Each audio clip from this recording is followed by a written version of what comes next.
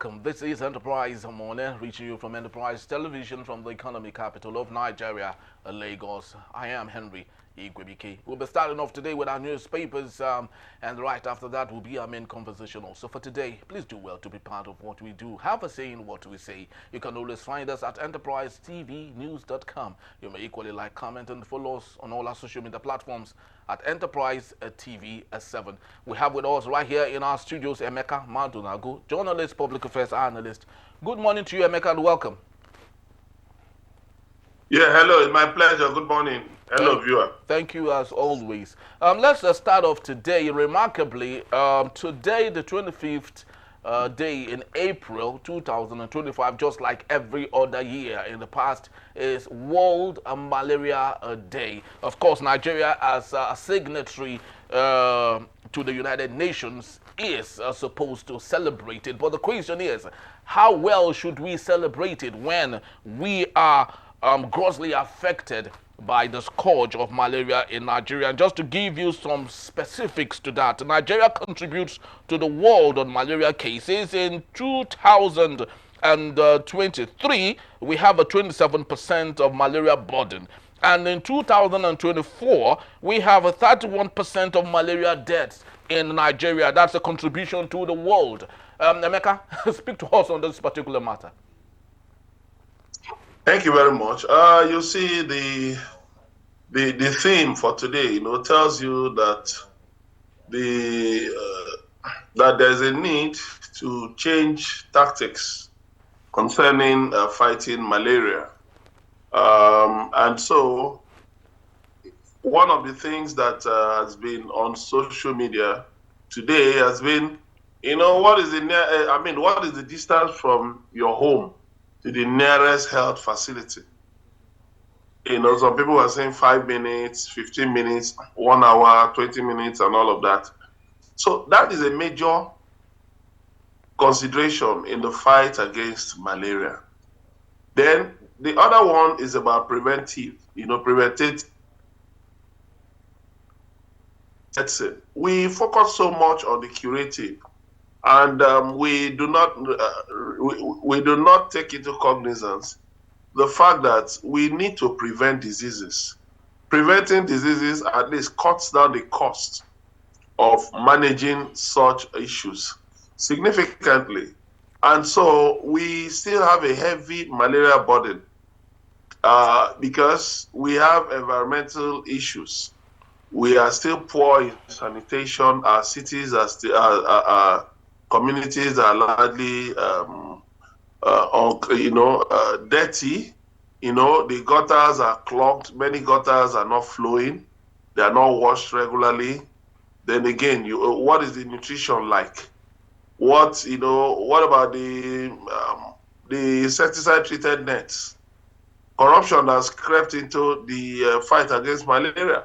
Those nets ought to have been given out for free, but you see people selling the nets.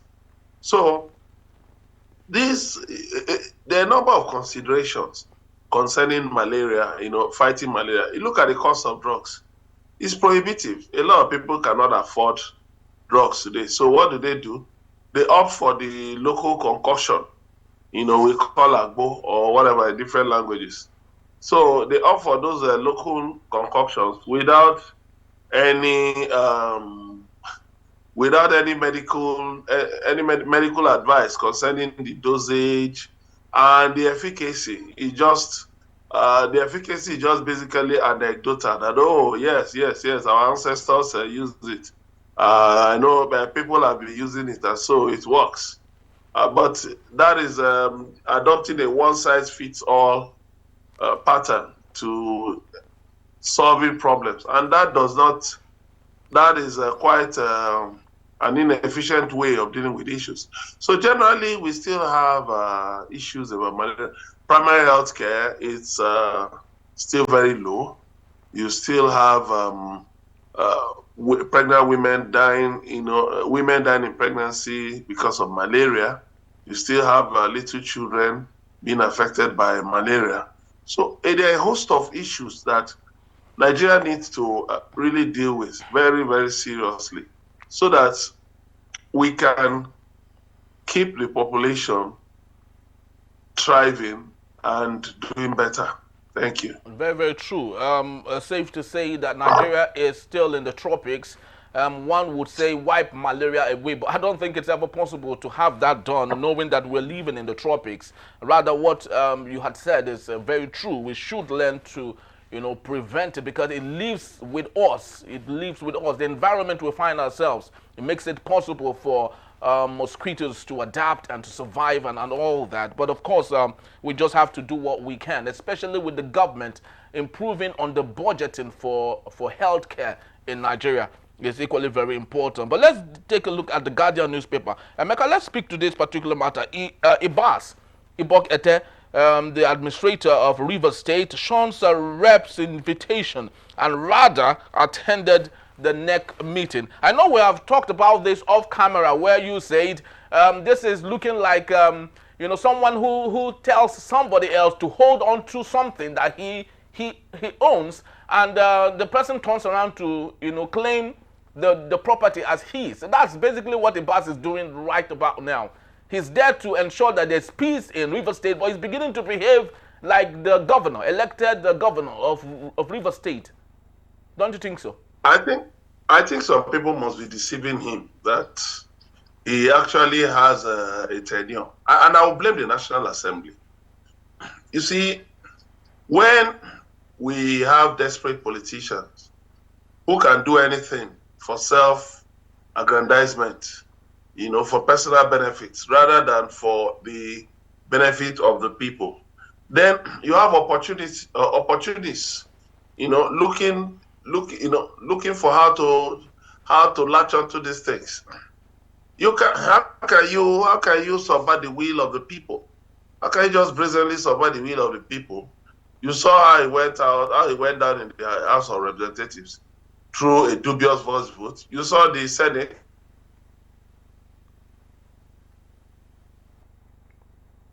Are you still there, Emeka? We're still having a little bit of a glitch there. We're speaking to the issue of Ibas, the sole administrator of Rivers State, who is acting like he is the elected governor of Rivers State, unfortunately. And of course, Emeka was speaking to the act as made possible, the dubious act that's made possible by the representatives, that's the parliamentarians, and how they had made this possible, for Ibas. The question is the chicken coming home to roost at this point, and knowing that the parliamentarians made it possible for Ibas, and now the same Ibas is disrespecting the authority of our parliamentarians in Abuja. Well, let's see how this goes, though. Emeka is still with us, but we have a little bit of a glitch there. We'll be right back. It's still Enterprise Morning. Please don't go anywhere. A tradition of truth.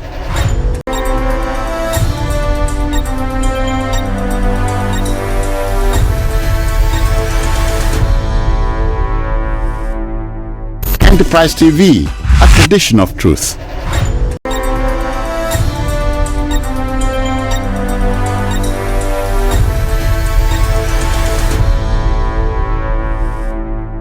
Enterprise TV, a tradition of truth.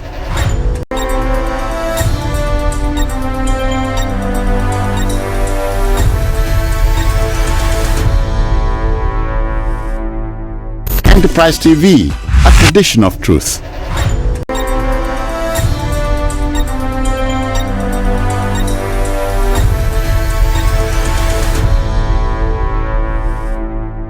Enterprise TV, a tradition of truth.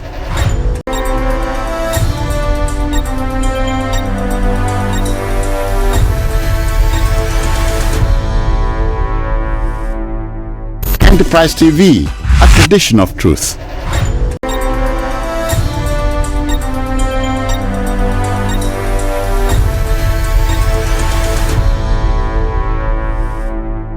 Enterprise TV, a tradition of truth.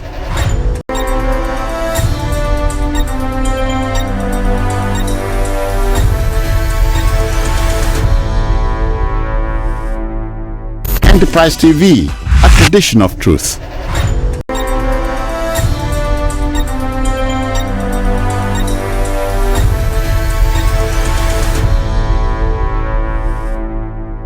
Enterprise TV, a tradition of truth.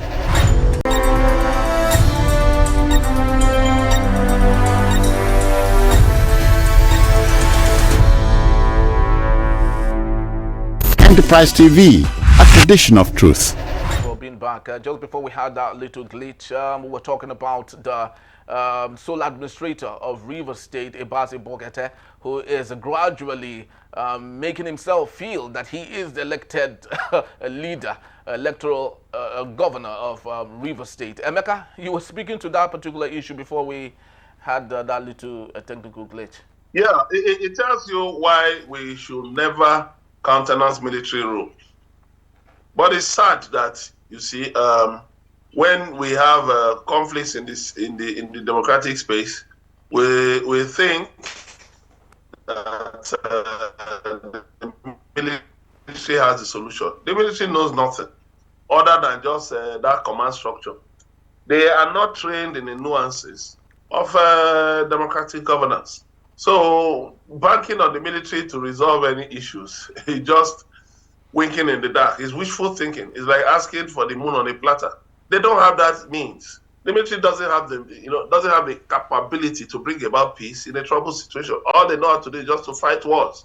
So it is a misnomer for you to think that because there's a political crisis, a contrived political crisis in Rivers State, contrived by certain desperate politicians. And then you find out that that's why we have that crisis in Rivers State. Instead of you to speak to the politicians, they've even admitted. Sorry for that. One of them, the Minister of FCT, Nyesom Wike, admitted that he is behind the crisis. He said, I wanted Fubara removed, which is actually treasonable. It's treasonable that you want a duly elected, democratically elected governor removed, and that you activated processes for that, albeit illegally, and you're boasting about it. But the president sees there's nothing. He doesn't see anything wrong in it. Then we now, in order to save face, he said that President Tinubu brought in the administrator so that that to save the governor. Just imagine such present impunity.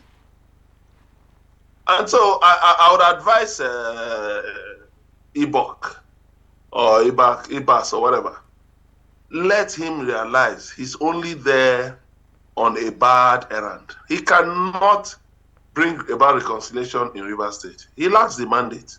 He doesn't have a mandate. All those appointments he's making, I hope he knows he will be called to account someday. All the expenditure and all that, because it is a contravention of the Constitution. And you cannot justify it. Let me tell you, when we have proper governance in Nigeria, good governance, people will be called to account. And I hope that some people will be made to go to jail for subverting the Constitution in time to come. Because you're just an illegal, you're a usurper, you're an illegal occupier. You are saying that people holding street protests, that they are testing your patience. What patience do you have? Touch any of them. We will fight you. We're going to fight you. We'll make sure that you pay for it. If he's not aware, let me tell you something. Let me tell him something today. That those who thought they could use non-existent powers to trample on the rights of the people, some of them are in jails around the world today. And he might just be one of them in time to come. Thank you.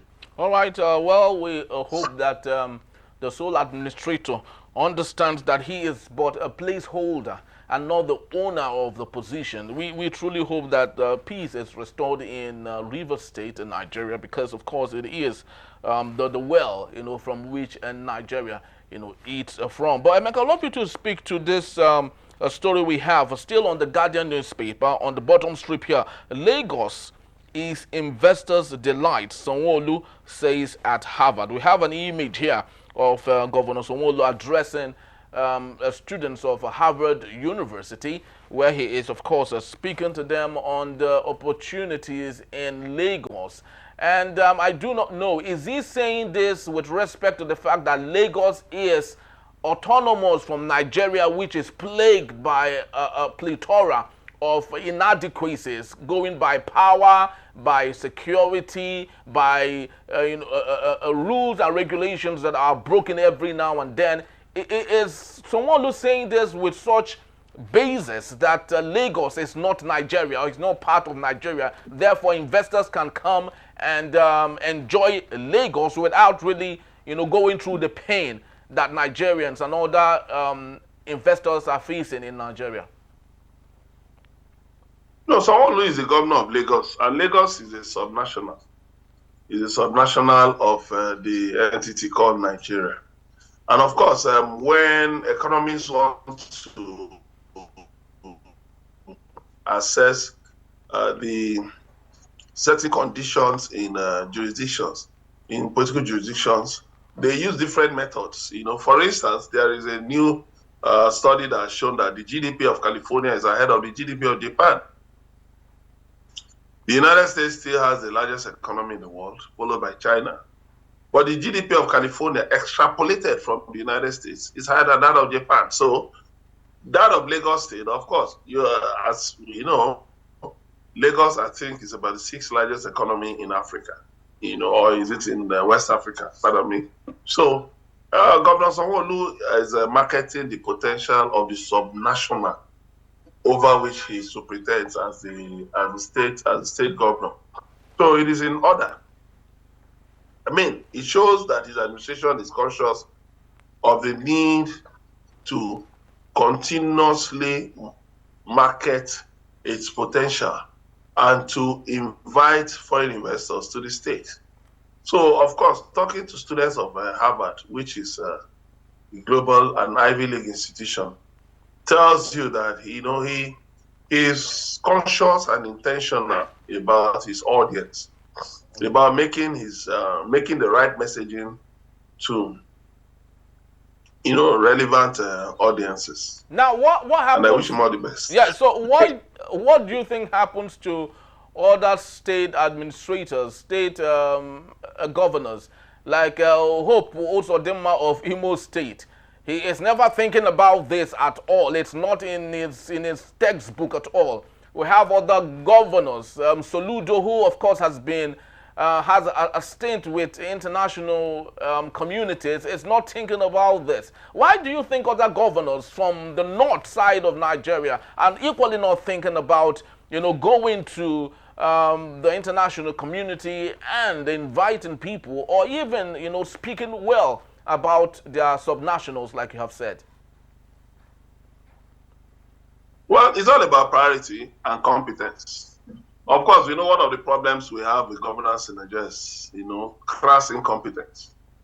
People just railroad themselves into office because they have some godfathers and then they have a lot of money, then they're thugs, and that's all. It's not that they are competent enough. There's a governor who actually took a loan of 1 trillion naira for his state without looking at the consequences, without considering the consequences.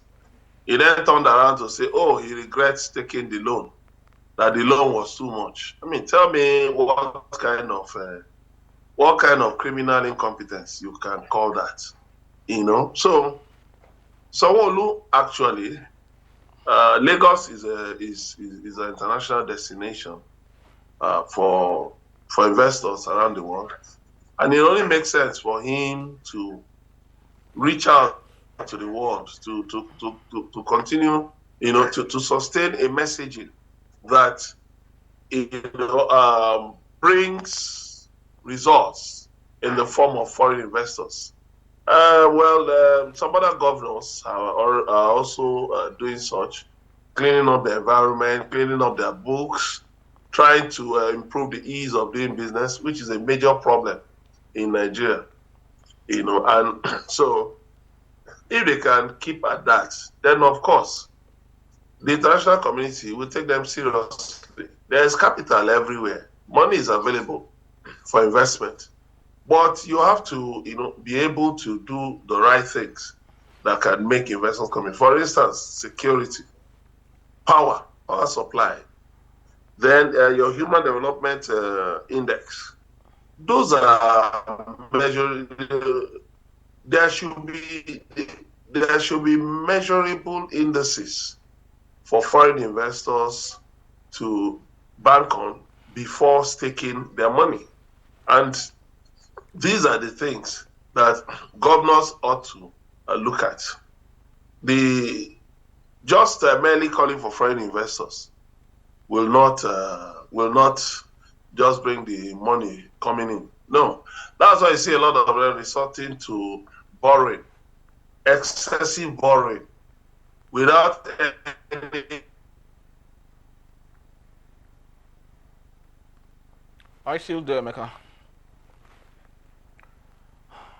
I think we're still having a bit of this internet glitch here, and just before we had that, it was on the issue of Governor Sanwo-Olu, the plans to pay back, and so their citizens remain in currency. So they cannot competence governance. A state that has been riddled by criminality, by terrorism, the governor's interest is in people wearing dreadlocks. So that tells you a lot. That tells you a lot about how much many of these governors understand about governance. And governance is not rocket science. Being a state governor is just a position you have as being in charge of a subnational, and you have opportunities to develop your state. All politics is local. And then you find out that a lot of poverty in the country is caused by the inability of those at the states and the local government to galvanize opportunities that are flying everywhere to make things better. For instance, how many states have paid their matching grants for UPEC, Universal Basic Education? How many governors? How many governors, in their budgeting adhere to, the UNESCO guideline of 26% budget for education? How many governors are actually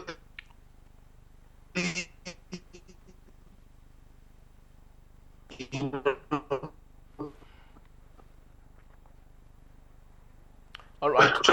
Yeah. I still there, Emeka? All right. I think we still have a bit of that glitch here, and we will just have to leave it at that because of that glitch. We had other questions, especially the one he raised on the marching ground trying to develop clean energy in their states. Yes, Emeka, we actually had a little bit of glitch there, but I would love you to conclude with this one in 60 seconds, if you may. Are you there with us? Yes. Okay. Your ability to bring the future, your ability to bring the future to today. All right. It's what makes you a great leader. It's what makes you a great leader. Can you hear me? Yeah, I can hear you very well. Yeah, it's what makes you a great leader. Just envision the future. You don't have to say, okay, by so and so year, like we were deceiving ourselves at the time, that by the year 2000, health for all by the year 2000, whatever for all by the year 2000. And 2000 came. We were not even ready for any. Why not start to implement them today? They are so needed as early as yesterday. If you have that mindset, if you have that vision, let me tell you, foreign investors will flock to your state. Look at the investors from the Gulf states, the Middle East, flocking to East Africa. Why? Because the leaders of those countries have made a lot of changes in policies that are now attracting the investors. Look at in Kenya, a Nigerian firm, Asharam, is now holding a key stake in the oil industry in Kenya. So you just know that investment moves around the world. And look at Dangote refinery. In February, shipped a large quantity of aviation fuel to the United States. And that brought down the price of aviation fuel in the United States. So these things are not a rocket science. You don't have to, you don't have to reinvent the wheel. All you need is you should have the right mindset, the right thinking set, so that you can create the future today. Very, very true. Creating the future today, it's so very important that we state that. Emeka, you did talk about the matching ground for UBEC that so many Nigerian state governors or their states have refused to pay, and the effect, of course, is large. We have it on still the same newspaper. 54.3% of Lagos students failed WAEC exams in 2024. I guess I do not know if Lagos had equally been part of the payment for the UBEC program. But of course, students failing WAEC exams, it's not just impulsive, it's a process, a deficit of processes that had led to this situation. Speak to me in 60 seconds if you may. Yeah, well, I saw that. I also saw that story, and I was alarmed because I know that, in fairness to them, the Lagos State government has been doing a lot to improve the quality of education. So something must have gone wrong somewhere, and I trust that the Lagos State government will investigate it and try to find out and fix what went wrong. Thank you. All right, beautiful. So that's all we have for this particular segment for today. I'd love to say thank you to Emeka for being part of it, and just to let you know, he will be here to take us on our main conversation when we return. IMF urges Nigerians to increase tax base and tackle evaders. That is in the beat, Still Enterprise Morning.